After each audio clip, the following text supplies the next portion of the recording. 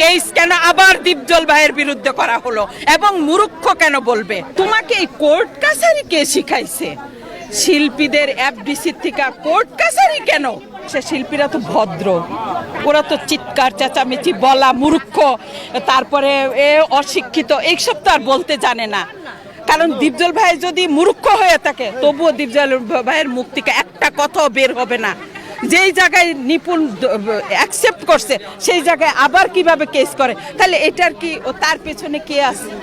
এটা কি একটা নোংরামি হয়ে যায় না? একদম বরণ করে নিয়ে তারপর আবার মামলা করা, তার মধ্যে মানে এর চেয়ে নোংরারি কয়দিন পর পর এফডিসি নিয়ে খেলতেছে। এই 2 বছরে অনেক এফডিসি আগাই যেত।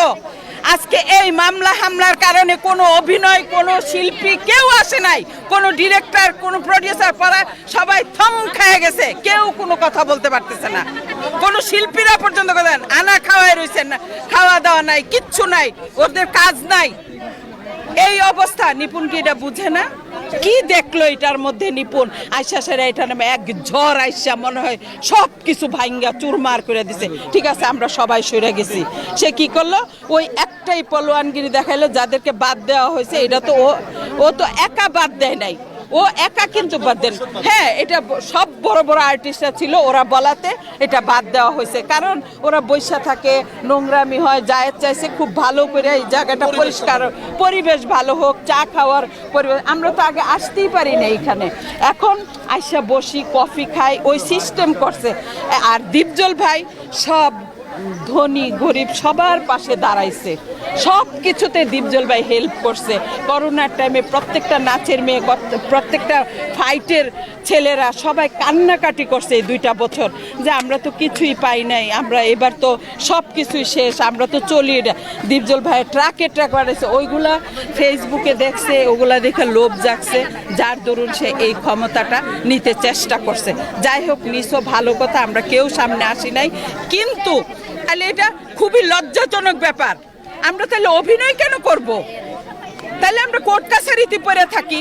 এইগুলা যদি আমরা শিখি, আবার কাকে মূর্খ বলে, কারে শিক্ষিত বলে? কোর্ট কাছারি করে একটা শিল্পী আরেকটা শিল্পীকে অভিনন্দন জানায় তুমি ফুলের তোড়া টোড়া দিয়ে নিছো, তারপরে কেন আবার তুমি এটাকে এই কাজটা করলে এত নোংরা? আমরা এত খুশি হয়েছি দীপজল ভাইয়ের পুরা প্যানেলটা আসছে। কেন আসছে? আজকে সবাই বুঝতে পারছে, যাচাই বাছাই করে কিন্তু ভোট দেওয়া হয়েছে, এই জন্য পাশ করা হয়েছে। আজকে কি হলো? আবার সে একটা গন্ডগোল করছে। দীপজল ভাইয়ের তো পুরো মন খারাপ, যে থাক আমার এফডিসিতে যাওয়ার দরকার। কারণ দীপজল ভাইয়ের কারণে সবাই বেঁচে আছে আল্লাহর রহমতে, আল্লাহই ওনারে পাঠাইছে এখানে। নিপুণ আসলে কি চায়? এটা নিপুণের পেছনে যে আছে তাকে খুঁজে বের করতে হবে। কে তাকে এই শক্তি দিচ্ছে?